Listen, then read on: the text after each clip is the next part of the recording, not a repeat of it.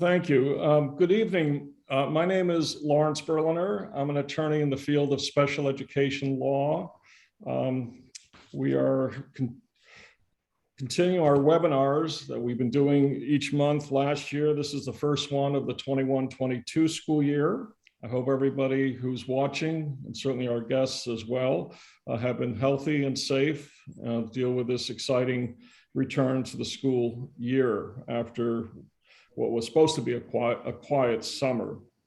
With me is our co-host, Jane Faherty, who's the director of the Jumpstart program at the Stamford JCC.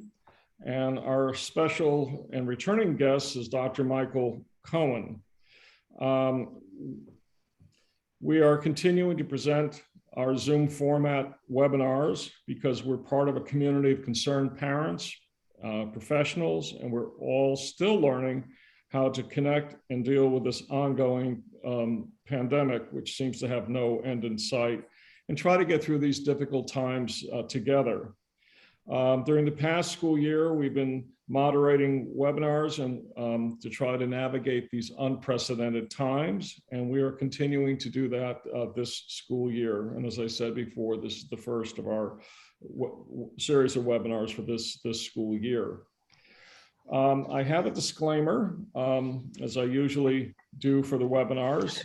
The webinar is being recorded. So those who have signed up, I want you to understand the webinar is being recorded. We are not using this webinar for any other purposes other than to provide it to you, because afterwards we will provide a copy of the webinar to those who have signed up. The information provided in the webinar does not constitute any specific legal advice to you or your child's circumstances. It should not be relied upon as such. The webinar does not establish an attorney-client relationship with myself, Attorney Lawrence Berliner, or a doctor-patient, psychologist-patient relationship with Dr. Cohen, or a professional relationship between Jane Faherty and yourself. By signing up, you agree to receive information about future webinars and events from the Stamford Jewish Community Center and the Law Office of Lawrence Berliner.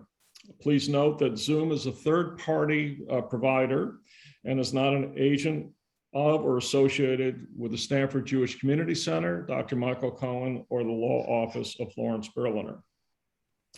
We encourage your questions, and we would ask that you keep your questions in general in nature so all people can benefit from the questions if at all possible.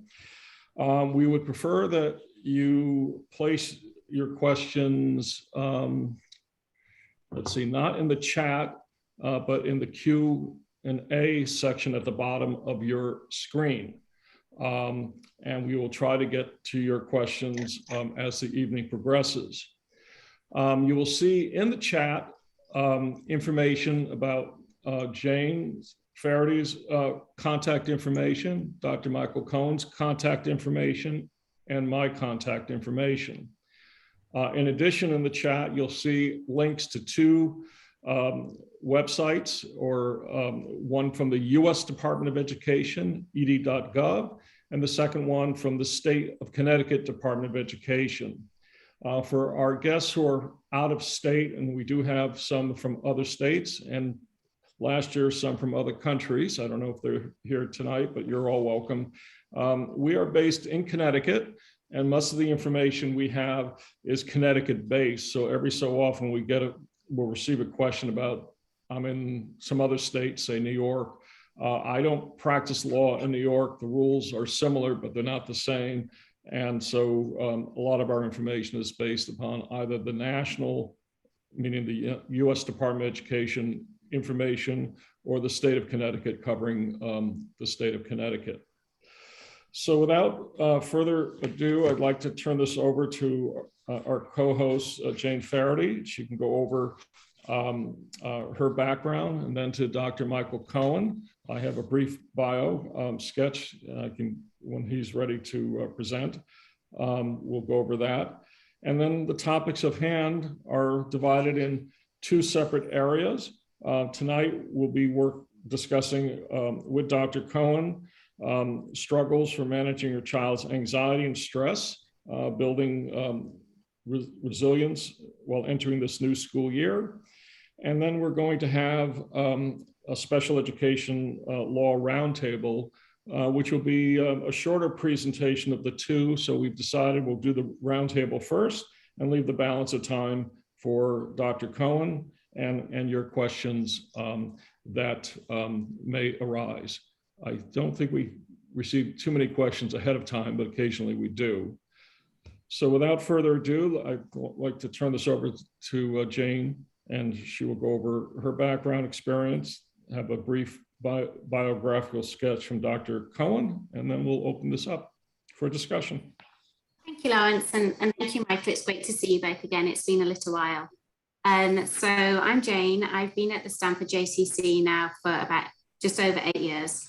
Prior to that, in my 20s, I was HR manager practicing for a retailer in London, came over to America and had 4 children. I then, as a single parent, went in to study early childhood education with special needs, took my master's, and I just love that environment. As a parent, I have 4 children who are very different, unique learners in the North and South, which has been really helpful to help me connect and work with children in the classroom. And through that, I've gone on to advocate for the children in the Jumpstart program over the past 8 years. I also advocate for some families privately as well, and help build and connect partnerships within the community to support children, parents, and educators in the field of developmental disabilities. So I feel very fortunate to do the work that I do, and I'm able to cover and wear a number of different hats within this field. So that's who I am in a nutshell. And I feel fortunate that I come with a number of different hats, and so I'm able to use that different experience in different ways to support both the children and their families. And at the Stamford JCC, we do programming in Jumpstart, which is primarily for children aged 2 to 3. However, we also run programming, after school programming for younger children as well as middle schoolers, and we do recreational activities for young adults as well throughout the week.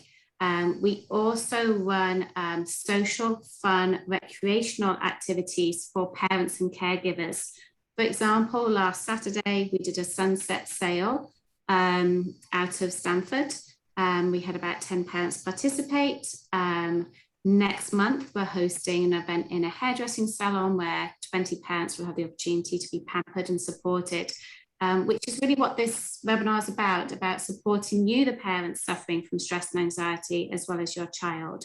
So if you go to the Jump Stars Facebook page, that's where you'll see up and coming events that we have in the future. So it's lovely to be here again, Larry, and great to have you with us too, Michael. Thank you. And Dr. Cohen is a licensed psychologist. His office is located now in Fairfield. I've known Dr. Cohen for quite a number of years. He's a graduate of Harvard University School of Education, received his first master's degree in counseling and psychology. And he went over to the other coast at the University of California at Berkeley, where he received a second master's degree in educational psychology, and later on a PhD in educational psychology. He's completed extensive doctoral training, pre-doctoral, post-doctoral training. I won't get into all of that, but I will say he's a board certified rehabilitation psychologist, a member of the American Board of Professional Psychology. He's licensed in Connecticut and New York, and he was a special education teacher many years ago, I guess before deciding to go off in the more exciting field of being a psychologist. And I have relied upon Dr. Cohen for my clients. I make many referrals to Dr. Cohen when I'm trying to figure out exactly what's going on when a child is struggling in school. who should be receiving special education services, but they're not, or they are receiving special education services, but they're still struggling in school. And quite often, in very comprehensive detail report, he's been able to provide those answers that give us a path forward. So when you register for tonight's webinar, we had posted a 4-page handout, which is the first part of tonight's webinar. And it was basically taking ownership of your child's education. We had outlined some strategies, 10 strategies that are available for parents. And we also talked about recent developments in the special education law here in Connecticut and policies that have been developed since over the summer and since the end of the last school year, some of them involving mask mandates, certainly vaccines, civil rights issues on how students with disabilities and in a public school setting should be treated. We have new Center for Disease Control policies, including one or the FDA, whichever alphabet agency issued some guidance this week on the vaccines. We've had an update to the 2021 school year, now the 21-22 school year, Adapt, Advance, Achieve, Connecticut's Plan to Learn and Grow Together. We've had some policies on school recovery. One of the items that was left over from the 1920 school year that morphed into the 2021 school year is how to make up for lost services that were specified in a child's IEP. And finally, the State Department of Education issued a policy guidance entitled School Recovery. And then the most recent development is last year, there was a decision from the United States District Court here in Connecticut that invalidated our state law that limited special education through age 21 when the federal law said age 22. And I believe it was over the summer, the US Court of Appeals for the Second Circuit, the next highest federal court, affirmed the Connecticut District Court and said the trial judge got it right, namely that students are eligible through age 22. And then we have the school year starting. We're in 2-3 weeks into the school year, and there are a lot of things going on. So Jane, why don't you share your experience? Yeah. Well, in the lovely handout that you provided about the back to school, one of the things that stood out to me, and it's something we touched upon in our conversation earlier, is there is typically right now a staff shortage problem within the public schools. They don't have enough special education teachers, paraprofessionals, or those delivering the specialist services. So on point 4, you recommend to parents that they should confirm that the school staff has acquired the training in certain areas of delivering the IEP services. And what I have found is that in an IEP, for example, if a child is receiving an explicit speech service, quite often I make sure that the IEP specifies that it's somebody with an SPL qualification and certification, not an SPLA, which means that they're an assistant. The same with occupational services, physical therapy services, and if you're receiving behavioural training and support and services for your child, ideally, it's most pertinent at times to have a BCABA involved instead of just an ABA. And also, if you have your child has a one-to-one paraprofessional that is supposed to be RBT trained, I am finding that districts are substituting these professionals with people that don't necessarily have the stated training, certification, or qualification that was indeed documented in the IEP because they are short-staffed themselves. And that does not negate the fact that they are duty-bound to provide your child with that service delivered by somebody with the appropriate certification, qualification, and training.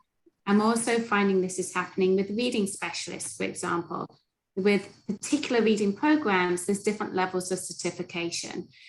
which is very important because you need a certain level of expertise and understanding to deliver that training, which is unique for that child to address their specific needs. And I'm finding that isn't happening. Another example is prompt speech. Again, there's different levels to deliver prompt speech, and I'm finding that the districts don't necessarily have the right numbers of specialists, or indeed any of these specialists, to deliver those support services. And particularly now we're back in this new world of COVID, I'm finding that the staff shortages are having a detrimental impact on the school's ability to deliver and honour the IEPs that have been agreed. And that last point is very important because the IEP is basically the educational blueprint for your child. So if your child is supposed to have a special education teacher, in Connecticut, you look at page 11 of the IEP, which I call the grid page, and you'll see how much time should be devoted to a particular goal, who the service implementer is, who is responsible for the IEP service, and where is that supposed to take place? A regular classroom, resource room, related service provider. And so somewhere tucked into one of the recent economic stimulus packages that was passed by Congress, I think it was in March, there was a provision that allows parents to at least ask for the qualifications of the teachers. It's not that I'm a certified by the State Department of Education. That used to be an acceptable answer, but you can now get a little more information.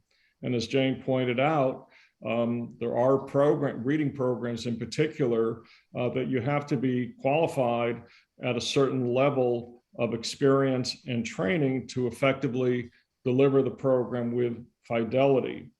And I often will hear that I'm a certified teacher, but that's not my question. Are you certified in, say, Wilson or Orton Gillingham? Yes, I'm a certified teacher. And so what you want to know is, are you certified at a certain level? For example, with Orton Gillingham, it's usually certified at the associate's level or higher in order to be in a position to effectively deliver the Orton Gillingham program. There are other programs, Wilson and others that are out there, Lindenwood Bell and others. So what I've been experiencing through my clients is a lot of anxiety, and that certainly dovetails with one reason we have Dr. Cohen on the panel tonight, and we'll get into that, soon. Jane, are you also experiencing either students or their parents or other family members with a lot of anxiety with the commencement of the school year? Yeah, especially because there's been such, in some districts, they've lost a substantial number of staff. So parents have been working with some of these professionals for the last 2, 3, 4 years, and these professionals have now left the district. The parents were not informed.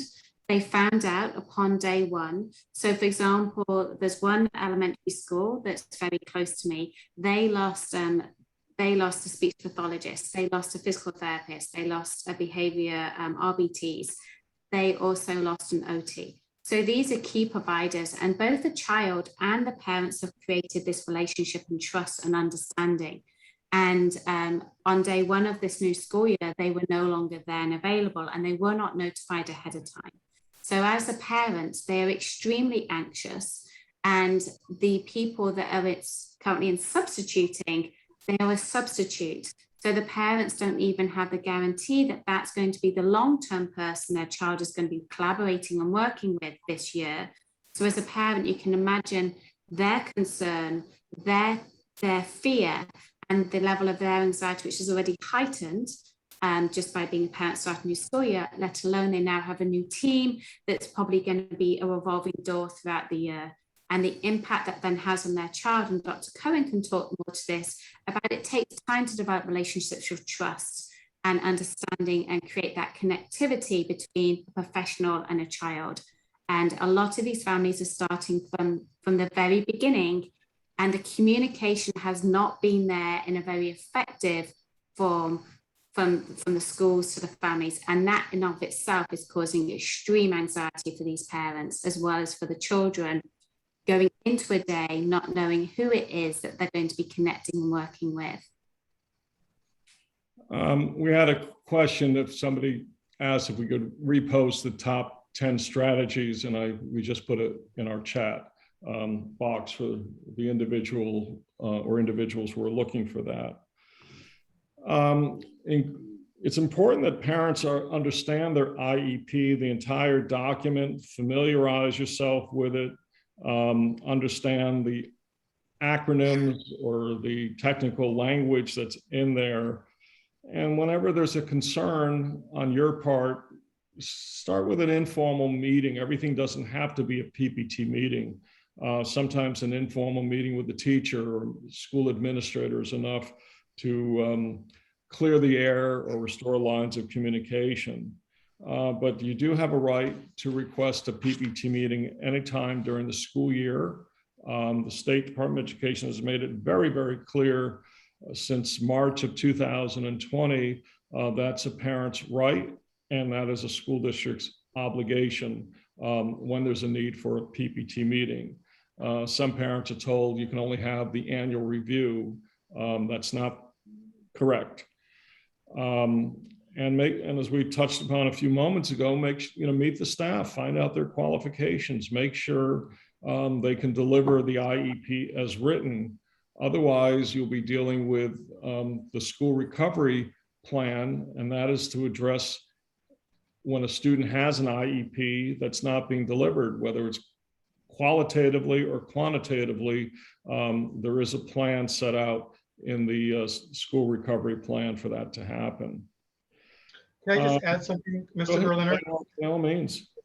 One of the things I find when I work with families, especially families that are new to the PPT process, whether it's initial referrals or for 504 plans, or when they're developing or implementing IEPs, is especially for new families to the process, especially families that have very young children, which is frequently the case.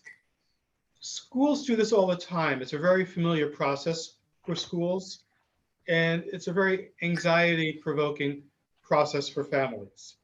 And I don't think schools necessarily who do this every day and every week, so the classroom teacher might not do it every day, but the school psychologist, the speech therapist, the OT provider, this is part of their regular job. They're very much used to the procedures of these meetings. And I think what Mr. Berliner sort of touched on, it's good to speak to these professionals beforehand, get a sense of what's to be expected. So you're not coming in as it being a novel and frightening experience. If you have a little bit of information beforehand, I think that goes an awful long way to decreasing a parent's anxiety about what the process is. And I frequently say, and in many ways, this is actually one of my primary criticisms when schools do initial PPTs, is they don't give enough information at the front end of the process. And if they give more information at the front end of the process, it makes the meeting go more efficiently. It allays a lot of the family concerns, and it usually results in a better service plan for the child, whether it's a formal IEP 504 plan or implementing response to intervention services if the child needs those services. So I would say, reach out beforehand, find out what the school is thinking, let them know where your concerns are. And it's the best way of starting. Mm-hmm. And I work with a number of parents who are very anxious in and of themselves, and they're not used to, and they're uncomfortable initiating conversation or sharing information. That sometimes they're not sure what to share, how to share it. They want to, let others know who their child is, but they're just not sure how to communicate. So the other thing that I always do with them is role play. So I role play with them so they get to practice how they would, want with the school or with a teacher or a new team member.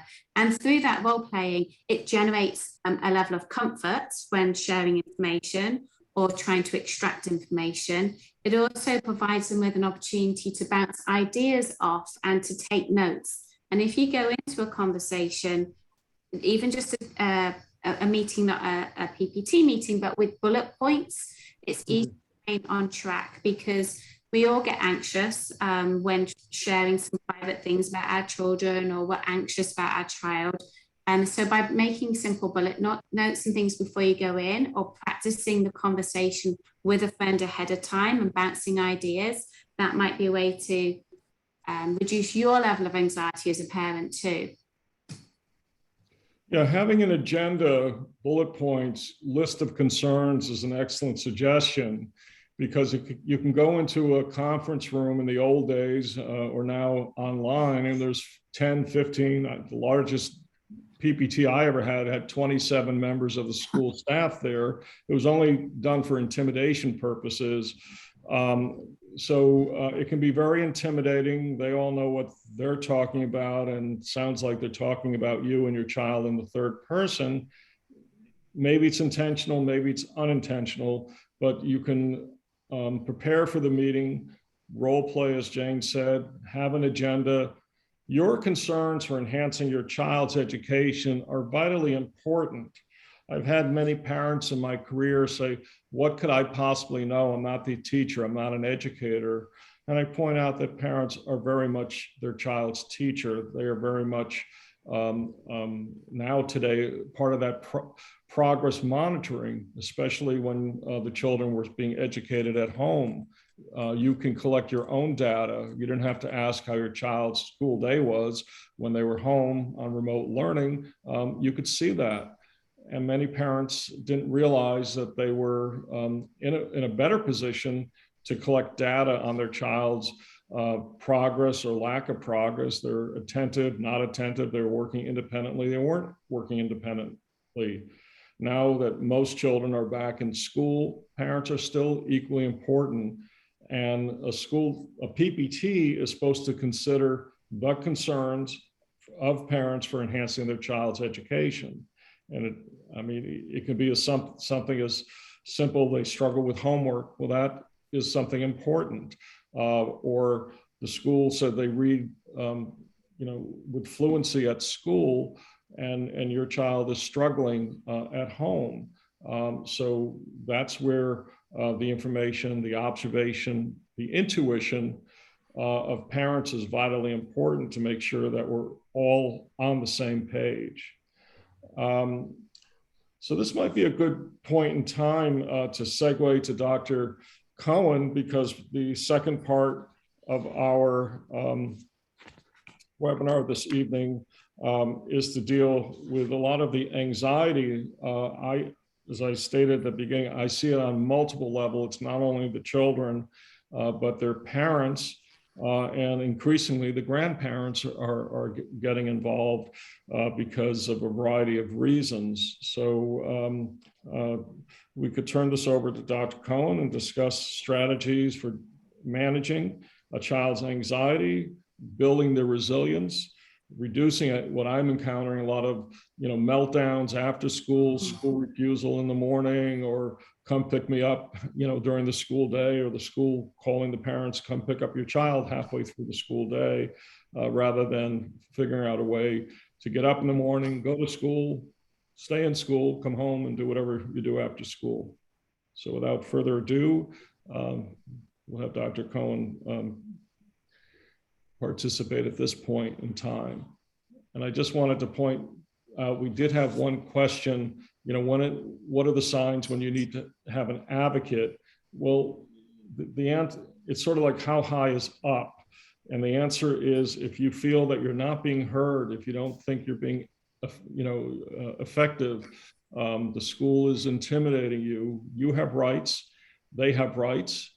And if there's more members of the school team at a PPT meeting than you, which is typically the case, then bring an advocate, bring somebody who's trained and knowledgeable in the field of special education advocacy, law, policies, procedure, and a shout out for myself, when necessary, consider bringing a special education attorney when necessary. So. And I just want to say, so I took my C2 training with COPA, and Larry kindly helped me complete that training, which was wonderful. But I did it as a professional, but you also can receive training. There is training out there for you as parents too.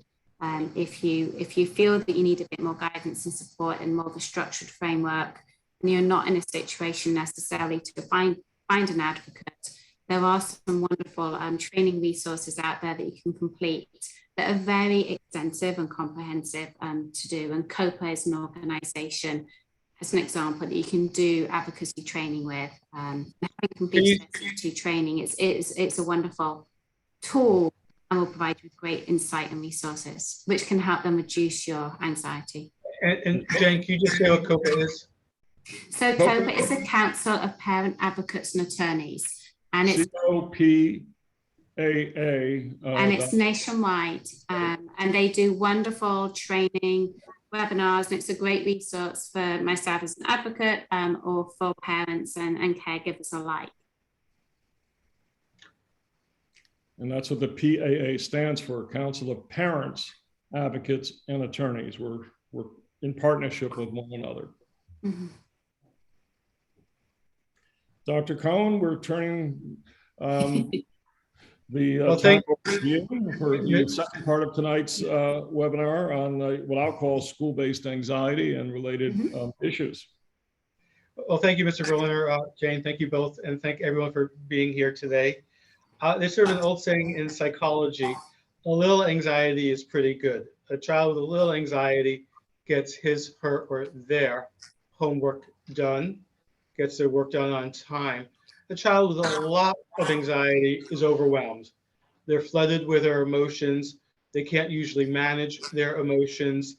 And it frequently affects all other members of the family. They have meltdowns, they become reactive. Some of my older students I work with start to exhibit self-harm behaviors or self-medication behaviors. We don't necessarily see anxiety as kids who externalize, who get disruptive physically, but especially for boys, anxiety and depression is externalized. If your child is acting out, that's a pretty good indicator that he, she, or they are not feeling very good about themselves. And there's some pressure or pressures.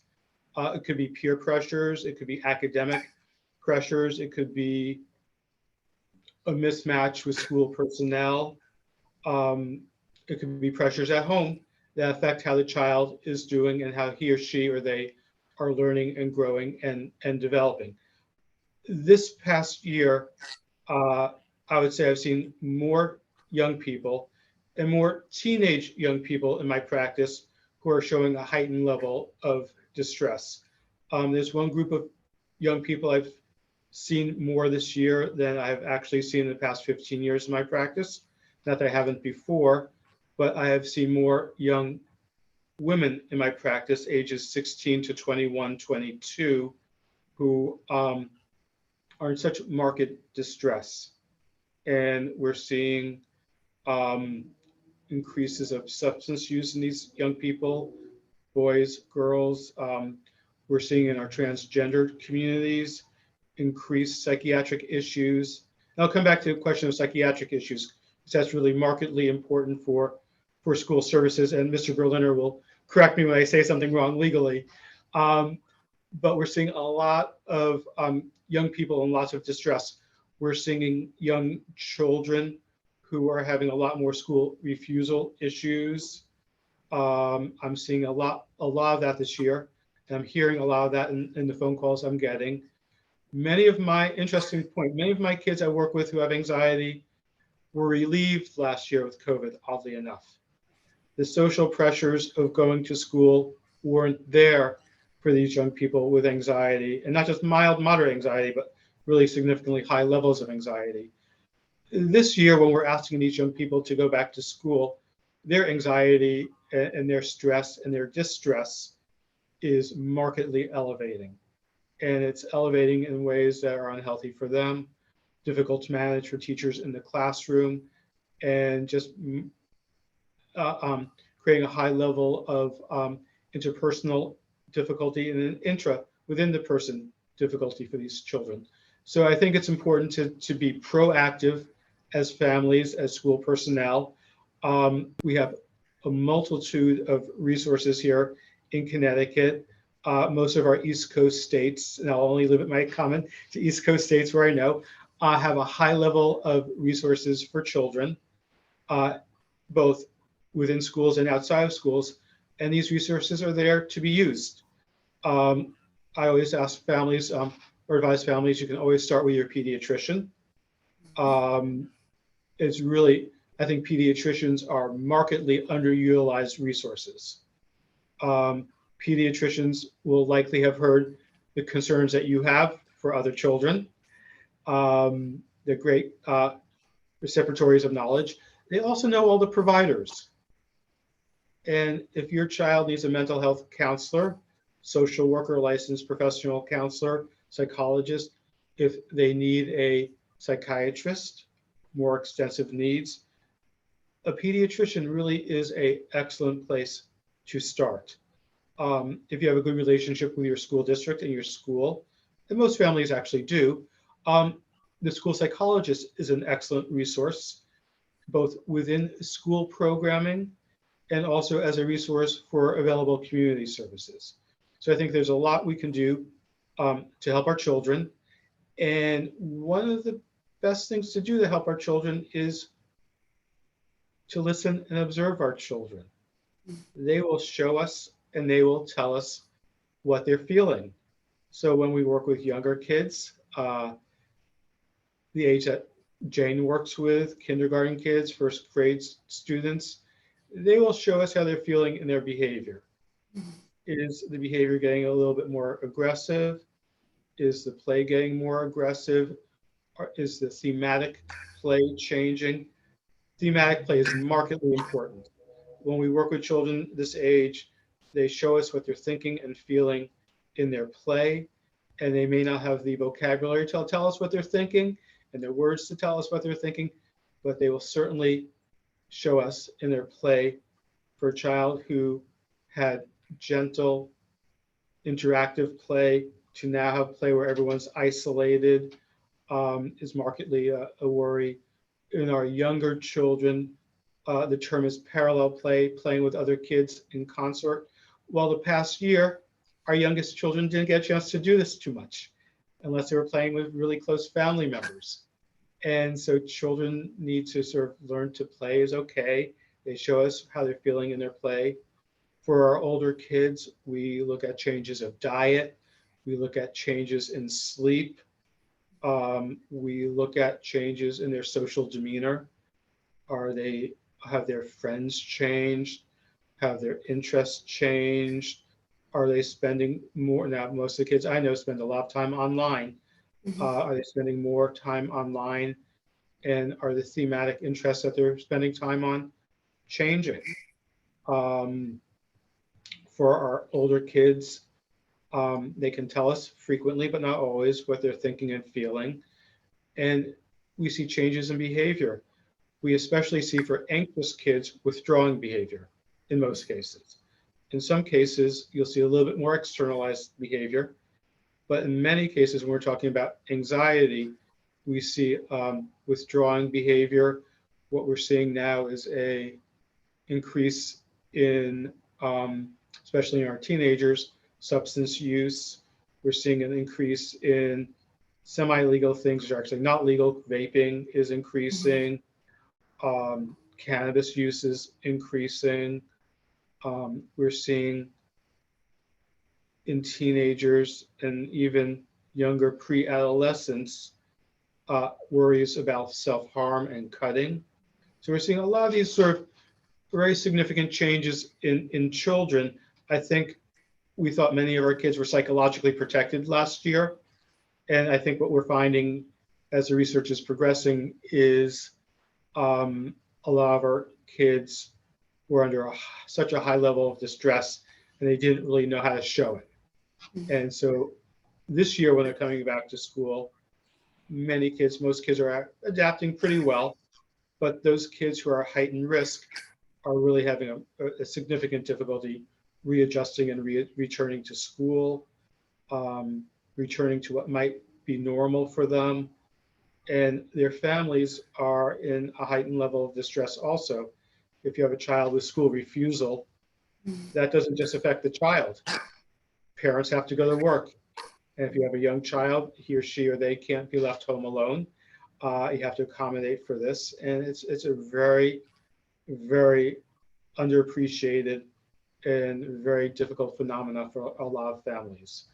I think one of the worries in schools is that and I thought an awful lot about this, and I'm not sure I have an answer, is schools, I think, rightly think it's important for children to return to school, but I don't think they've considered enough for those children who have had difficulty returning to school. And it becomes a very difficult situation. We have some of the kids I work with have such heightened levels of special education needs, and they have such, in some cases, new staff they haven't worked with. Sometimes that's normal turnover. I think this year it's a little bit different. So there are a lot of stressors for students in school. So I'll turn it back to questions in the panel, and I'll go from there. Well, I was just going to say, I think the challenge for some parents, particularly if it's your first child, is they don't necessarily know what typical behavior.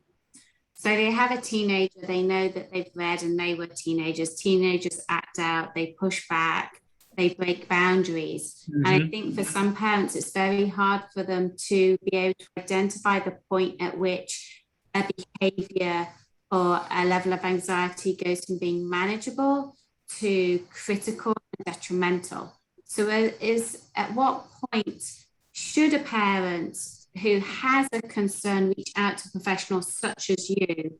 At what stage should they do that? Should they do that at the beginning when they start to have a nibble that something isn't quite right, versus leaving where it's evident? I think addressing the issue earlier is always the best choice when possible. Parents actually do know their children very well, and I am hearing a lot of changes in adaptive behavior.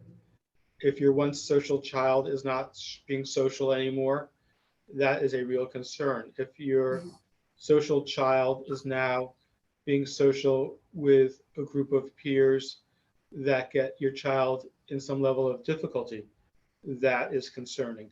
We actually have great standards for kids. And that standard we don't really think of as a standard of progress and development is every year a child gets an annual report card. They get report cards, I forget if it's quarterly or I should know it's quarterly or every trimester. And I have 3 children in school myself, I should know this. And we can see changes. And children really don't change. If your child is a B or B plus or an A student, that usually stays consistent unless there are changes in your child's life. Now, there are some changes we can't prevent. Sometimes families have certain financial crises that can affect a child. There could be some other family issues. Certainly with COVID, a lot of families have had marked unexpected health issues for different reasons over the past year.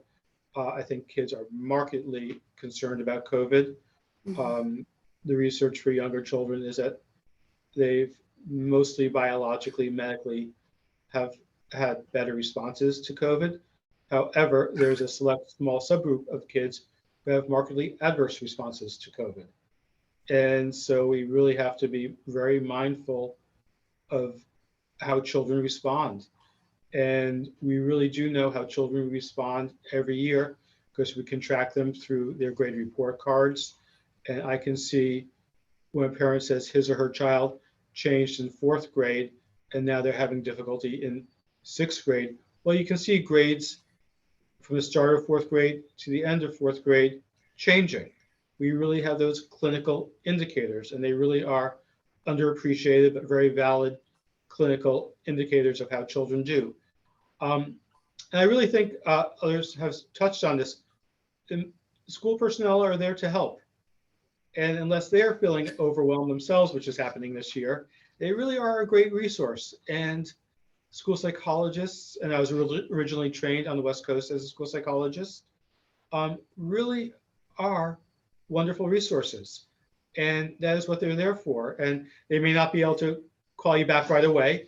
When people call me, I always say I return calls in the afternoon. And so I don't know what time your school professional is free to return calls. But, but in virtually all cases, school professionals really do try to return calls promptly and diligently.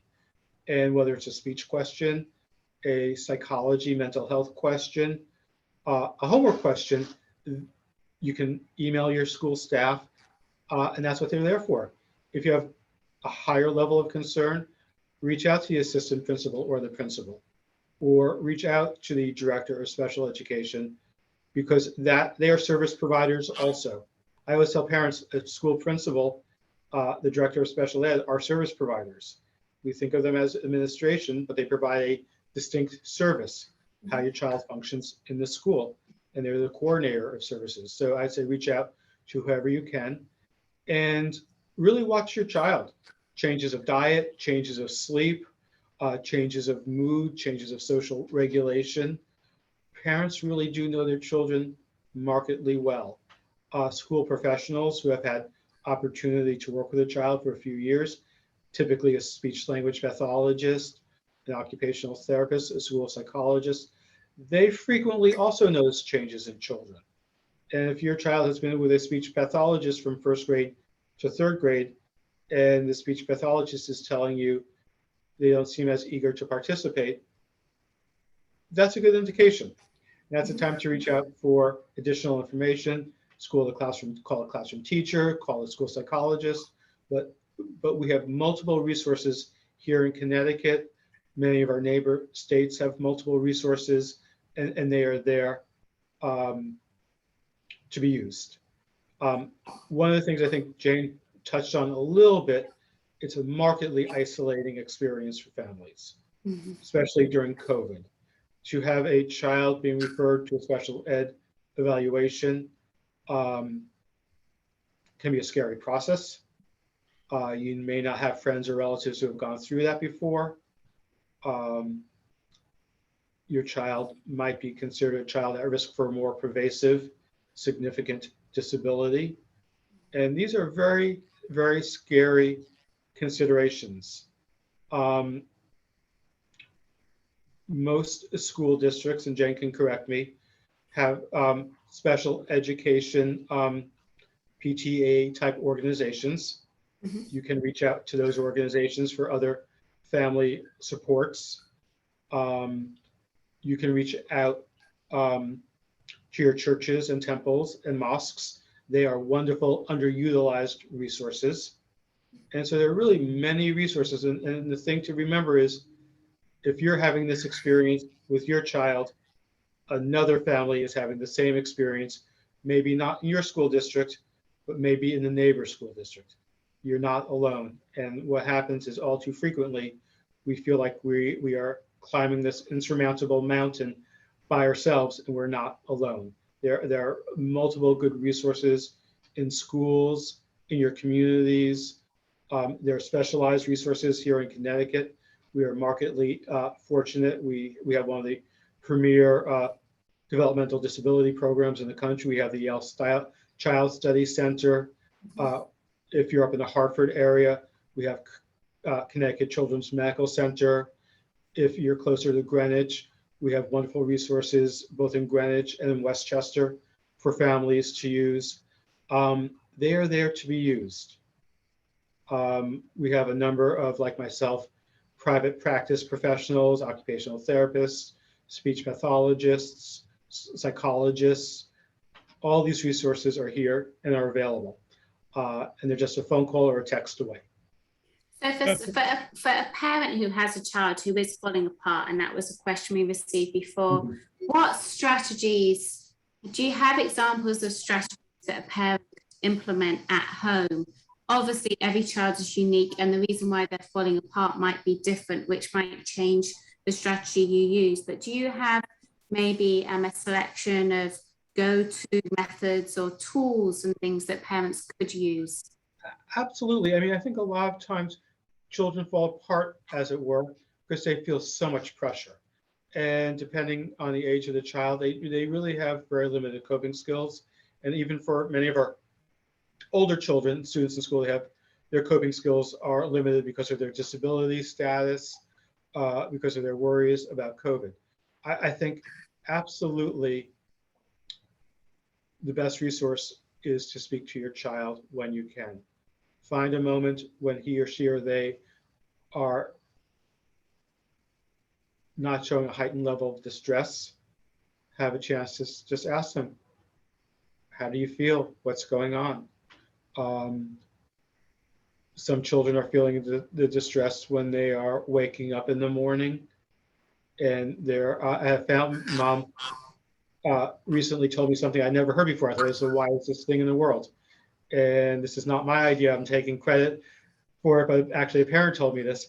She always wanted to start her child with a yes statement. And in the beginning, as a child with some anxiety, and at the beginning of the morning, this mom would figure out the best question that you could get a yes answer to from her child.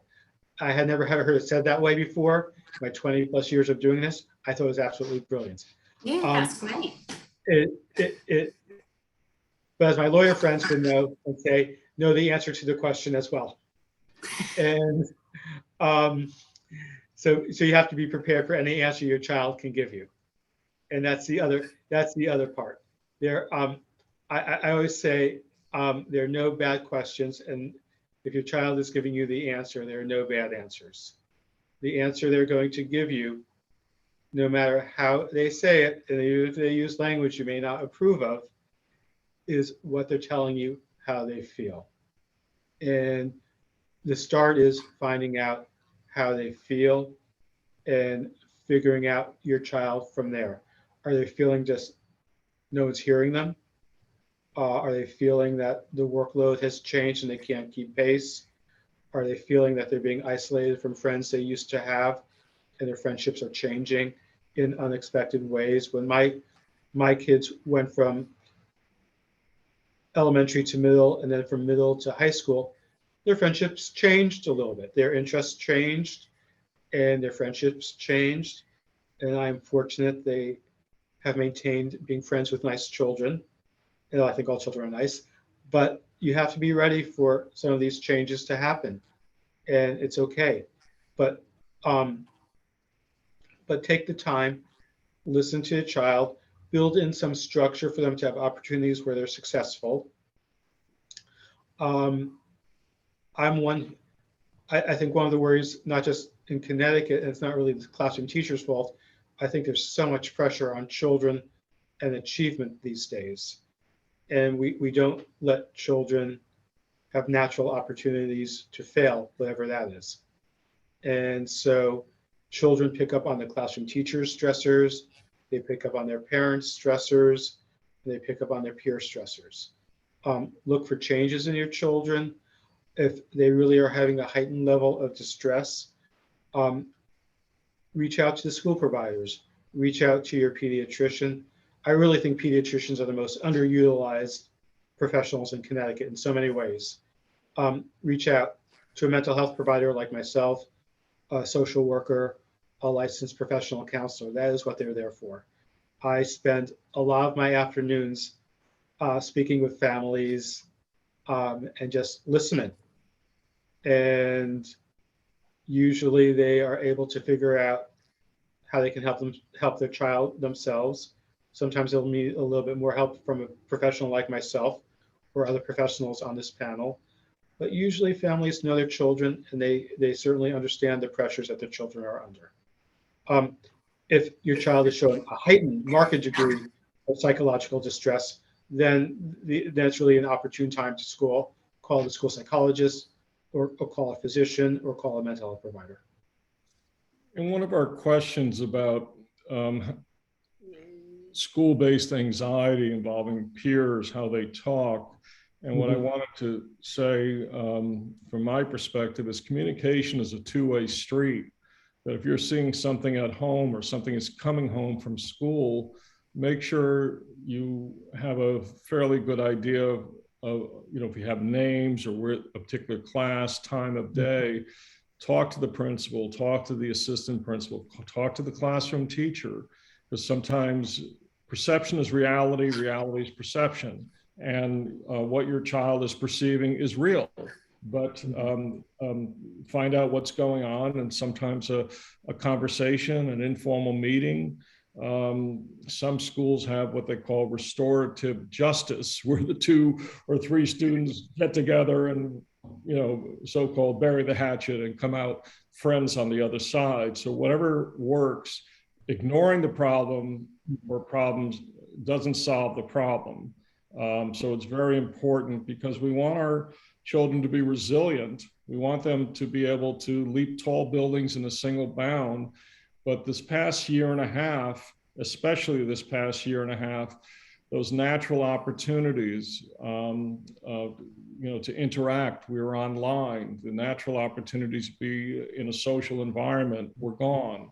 The learning environment has changed. And then suddenly you're back in school and everything's supposed to be, quote, normal, end quote, and it's not. So parents, you see your child in multiple settings. And if you're seeing subtle or not so subtle changes, Dr. Cohen talked about many of them. I was gonna add eating, but he beat me to the punch. So diet is an area. But the other area is the electronics. I see a lot of kids withdrawing to their electronics, computers, smartphones, or gaming, whatever, if that is recreation, fine. If it's suddenly their lives, that's troublesome. I had a parent call me yesterday, the day before, grandparents calling me, gaming all the time. And what we want our children to be is resilient, and be able to developmentally appropriate stages, confront the problems they are dealing with. And I think Dr. Cohen mentioned something, having natural opportunities to fail. And that's one of the areas that increasingly, we need to look at that, because we all can't win 100% of the time, all the time. Life is not like that. So what we try to do is create natural opportunities to be successful and learn from the less than successful. I don't see mistakes. What I call them are learning opportunities. So there aren't any mistakes. Let's learn from that. And let me add something to that, and I'm going to say this very carefully. We live in a chaotic world these days. We live in a world that has a lot of aggression on TV. There's a lot of anger on TV right now. There's a lot of physical acting out. There's a lot of violence on TV right now. Children see this, and in some cases they repeat and replicate it. I've had some cases over the past year where, especially with some of the younger boys I work with, that they've been drawn to some of the more aggressive, violent video games. And I've seen schools use that to pathologize kids. And while I certainly don't approve of those games, I understand that some children are not always going to turn naturally to the Disney Channel. And even those Disney Channel cartoons have thematic aggression and violence in them. So let's be clear about that. But we also have to be careful not to over pathologize a child who likes Grand Theft Auto. It's not something I would approve of or like. I've seen it, I've never played it fully, but my point is that's not by itself a pathology. And I've had kids who play these games and are among the most well-adjusted kids I've seen. And I have had children who watch Disney cartoons and who are aggressive. And so we really have to be very careful how we interpret thematic issues of what children do and say and how they're conceptualized. And it's not necessarily, we don't want to over pathologize kids, but we do want to watch for kids who are seeping more and more into these negative thoughts, feelings, and aggressive emotions and ideations, aggressive beliefs. And that is something you want to see. You want to look at changes, you want to understand that these are games and not reality. And you want to, I think a lot of kids are playing these games more and more because they can't play with other children, and they just can't these days. But we also have to be really, really careful about how we address what children see and watch and do, because it's not necessarily saying this child has an emotional disturbance if they play Grand Theft Auto. Now, that child may have psychiatric indicators and may have a psychiatric concern, and that's what we need to watch for. And so you have to be really careful about that, and not to either be under concerned about it or over pathologize the kid. And the best way of doing that is really watching for changes in their historic behavior, seeing how they adjust emotionally with other kids. And in virtually all cases with children in school, we really do have prior history of how children are doing with peers and classmates. I mean, every year children get grade report cards, and we really do see how they are adapting socially, and we really do see how they are learning academically in school.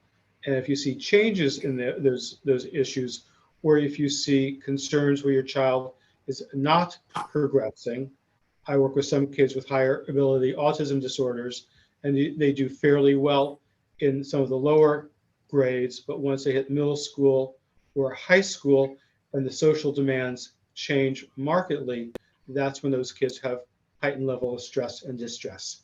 So these are all the things that you need to watch out for parents.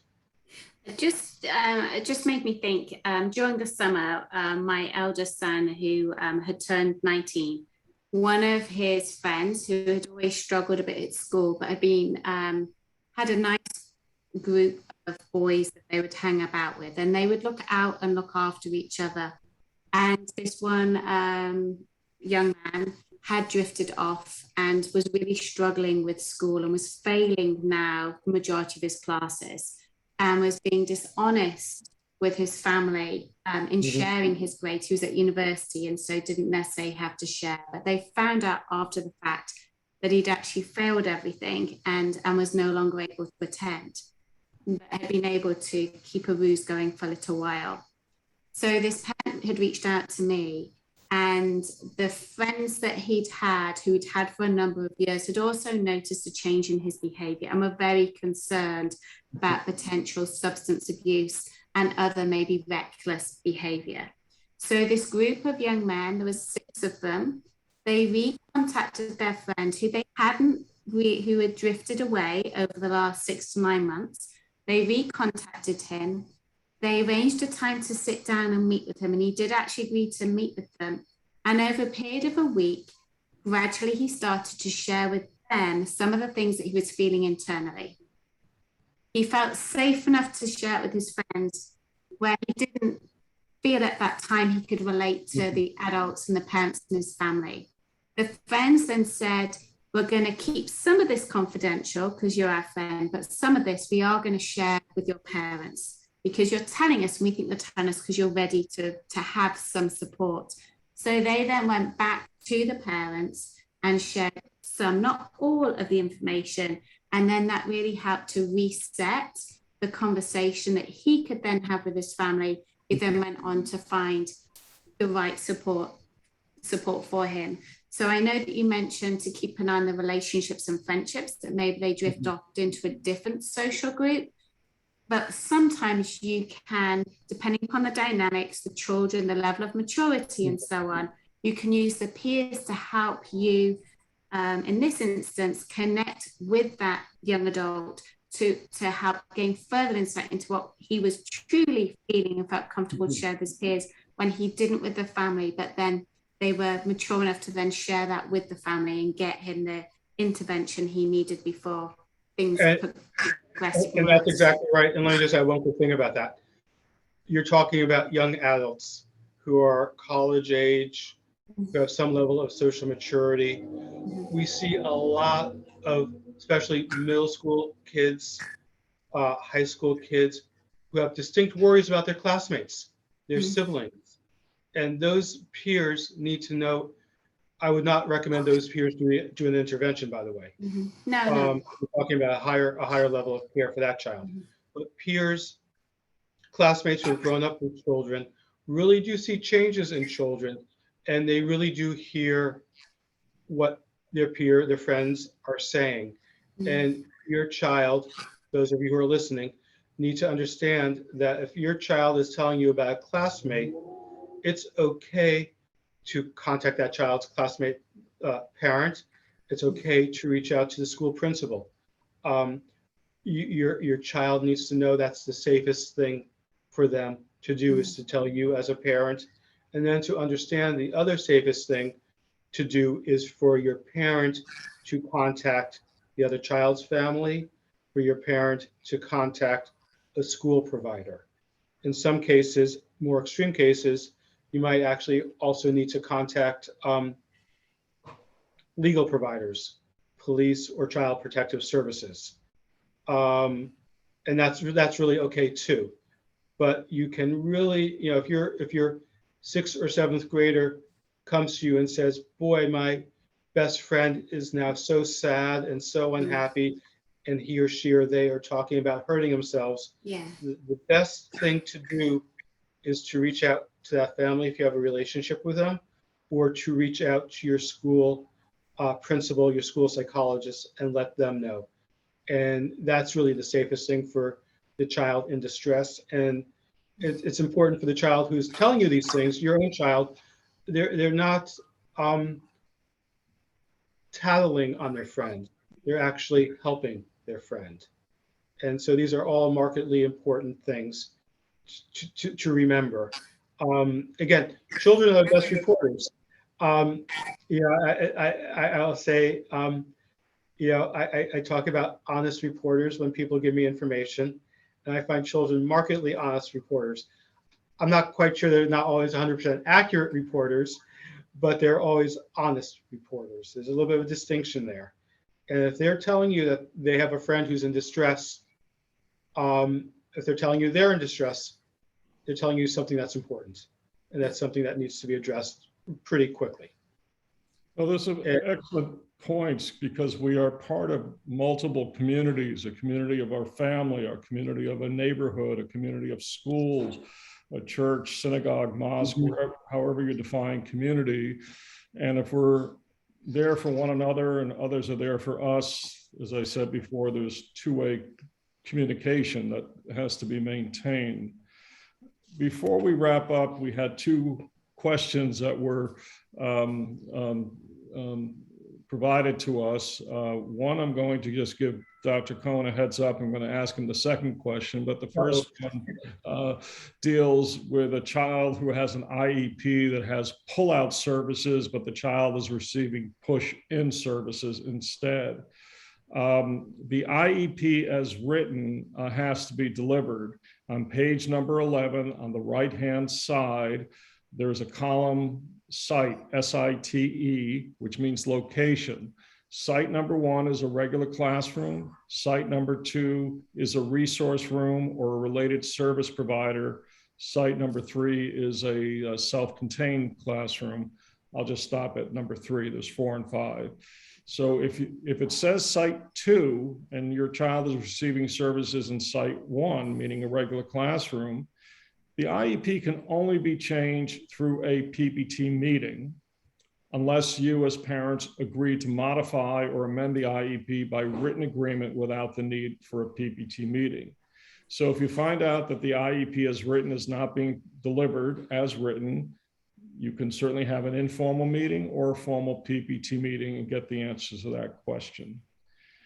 The second question, and this is to Dr. Cohen, this is a family that's asking if the collective we can suggest some therapists, mental health counselors who have experience working with parents of children with disabilities.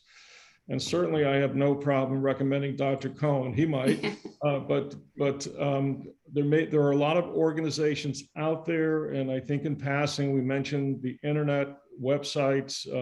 There are parent specific groups, NAMI, National Association of think it's a mental illness, which is a parents group, the State Department of Education, child guidance centers. There's a whole array of services inside and outside the school and referral sources. So I don't know if you can add upon that and provide some additional information for this family. Well, I think, and assuming you're in Connecticut, so I'll make that basic assumption. Depending on where you're located, I would, again, I always say start with your child's pediatrician. If there are medical concerns, there's the Yale Child Study Center. We have a lot of smaller community mental health facilities. We have some very specific, if there are substance issues, for example, Newport Academy is a superb facility. And I would just say, in terms of psychology services, as a psychologist, the Connecticut Psychological Association is an excellent resource. They have a very good website. If you contact the Connecticut, again, slight bias here, but if you contact the Connecticut Psychological Association, they will help you find providers. If you contact, I know a little bit less well, but I am certain that my social work colleagues have a state association. You can reach out to the Connecticut Social Work Association. They would have excellent providers as well. If you're closer to Greenwich, there are a number of providers. The Westchester Center for Psychoanalysis is a wonderful resource. I've started to do some work with them recently. We have lots of really excellent providers. And depending on what the exact question is, that's how it sort of shape the referral question. Where is the basic question? What is the type of difficulty that the child is having? Is it more in the medical domain? Is it more of a psychiatric, psychological issue? Is it a related service question? And there are lots of, be careful with the internet, but there are lots of very good internet sources, and that's a great way to start. Your local special ed families are great resources. Many of the special ed attorneys not just provide excellent legal advice, but they also know all the providers in Connecticut, or most of the providers. I shouldn't say all, but people like Mr. Berliner will know most of the psychologists in the area who provide services, many of the social workers, the speech language pathologists. So reach out. I am always available to consult. I take phone calls all the time, better in the afternoon. But there are really a lot of really excellent resources you can reach out to in Connecticut, and most of them you can find on the internet. Would you recommend, Michael, that if a parent has a gut instinct that something isn't right, to nip it in the bud, reach out to a professional such as yourself to talk about it before it begins to escalate? Parents are the first providers of their children. Parents really know their children the best. And if you have a worry or a concern, it's a real worry and concern. Don't think of it as a small, insignificant thing. Think of it as a valid concern that you have, and reach out to the appropriate trained professional. And if as a parent, you're suffering from anxiety because of, plethora of different reasons, schools, your children, COVID, whatever it may be, as well as getting your child the support, and would you also recommend that the parents seek the support for themselves too? Absolutely. And let me just say, I think, and I know why this happens, one reason that sometimes schools get into trouble is they don't always spend enough time explaining their findings and explaining their recommendations. Schools have such time limits frequently.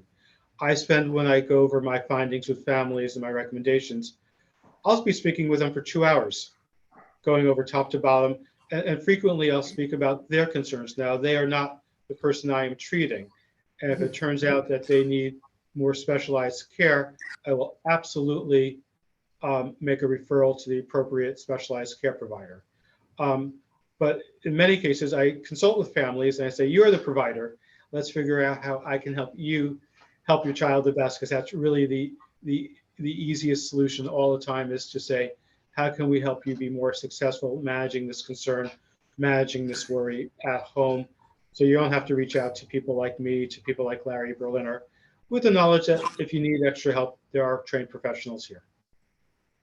We have one final question before we wrap up for tonight's webinar. And do either of you have any suggestions for families or grandparents for education programs so both parents and grandparents can be on the same page when it comes to a child, I guess, with a disability or special needs? You just asked one of the trickiest family questions there is. And I don't mean to be dismissive of that. Everyone has aspirations for their child and for their grandchild. And it's not uncommon for adult parents and their own parents to have disagreements about that. And boy, that's an interesting question, because of all the resolution type programs I can think of out there, there's actually not one that does that I know of. And maybe Jane knows something. No, what I would say, so when I work with parents, caregivers, grandparents, and quite often one might pick up, one might drop off, they'll ask me questions and so on. And what I think is really important is if you're receiving information regarding your child, whether it's from a specialist or from a school teacher or something, sometimes it depends on the relationship you have with your parent, that might be the grandparent. There's that family dynamic as well, remember. But sometimes it's helpful if you receive the information, sit down with that specialist at the same time to receive that information, so that there's not miscommunication when retelling it or when sharing it. And then that professional, such as Michael, can answer the questions to both parties, and both parties then hear that information at the same time. Sometimes that can be helpful, so nobody is seen to put their personal lilt on it. Let me just add two things to what Jane is saying, and that's exactly right. The first thing I'll add is a confidentiality issue. So sometimes I'll have other relatives call me, unless I have a release, or unless another psychologist physician has a release, they'll just say, thank you for the call. I can't answer anything. I can't acknowledge you. And it's not being rude. It's just a matter of what the professional requirements are. What Jane said is actually very interesting. I say it's slightly different. I sometimes work with parents that are separated and divorced. And unless it's impossible to do it, I actually always insist on doing my feedback with both parents at the same time, because I want everyone to hear the same thing that I'm saying, whether I'm saying something that's correct or incorrect. I want there to be no ambiguity to what I am saying. And I think that's similar when you have parents and grandparents, is grandparents don't always see the daily difficulty that a child can have, and are very sort of optimistic and aspirational about children, as they should be, and very loving.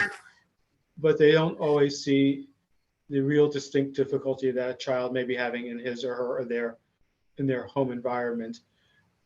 And it's not a fault issue. It's not, you need to put them to bed at 7 instead of at 8:30. That's rarely the issue. It's really, this is a child who's in distress, and this is a parent who's trying to figure out the best way of managing that distress. So whether it's a spouse that you're separated or now divorced with, whether it's a grandparent, whether it's your best friend, it's hard to really see and experience the distress that families in their own homes are experiencing at that intimate level. And to understand that's a real level of distress, and to honor it.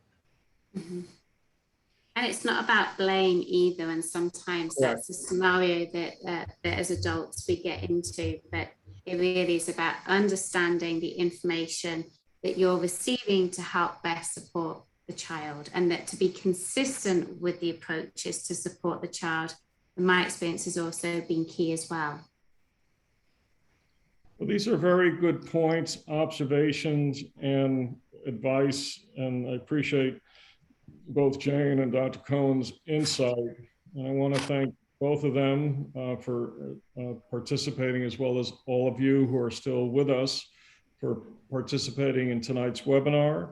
We're going to continue our roundtable discussions as we move forward in the school year.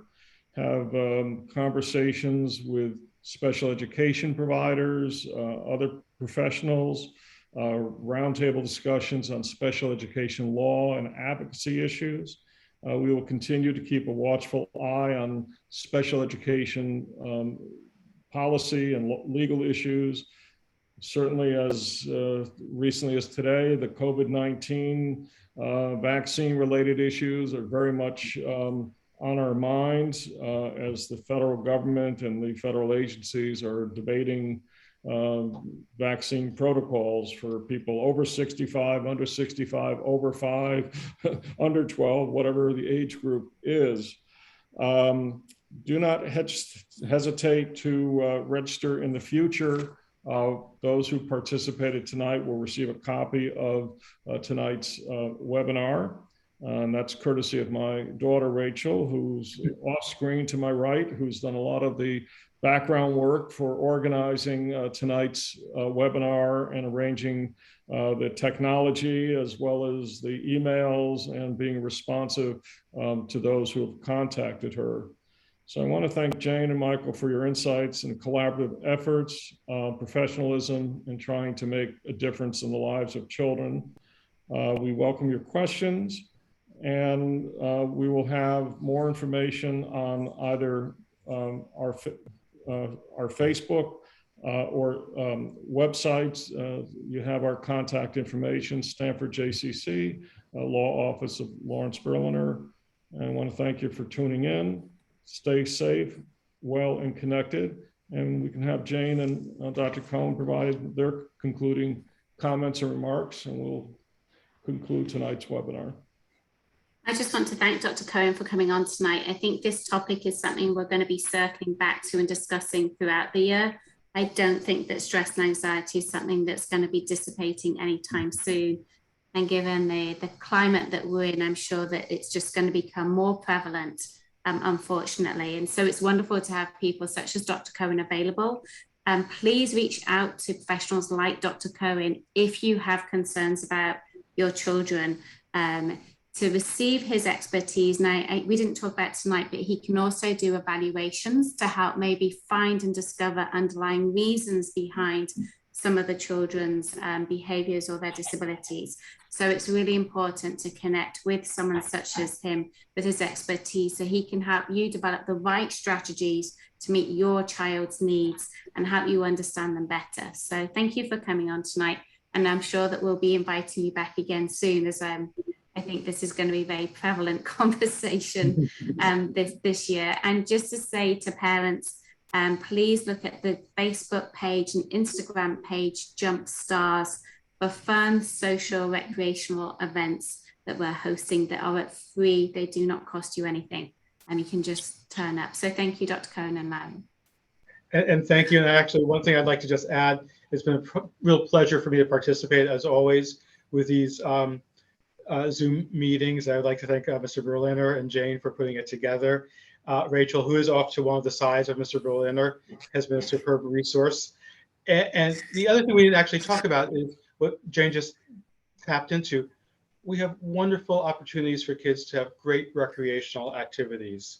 Do them safely, but please don't think that you can't have great opportunities. Find fun things to do with your family. That's really the best thing that families can do right now. And thank you all. Go apple picking or pumpkin picking, whatever. Exactly. Do something different. Exactly. All right. Exactly. And good night. Thank you both. Thank you both. Bye.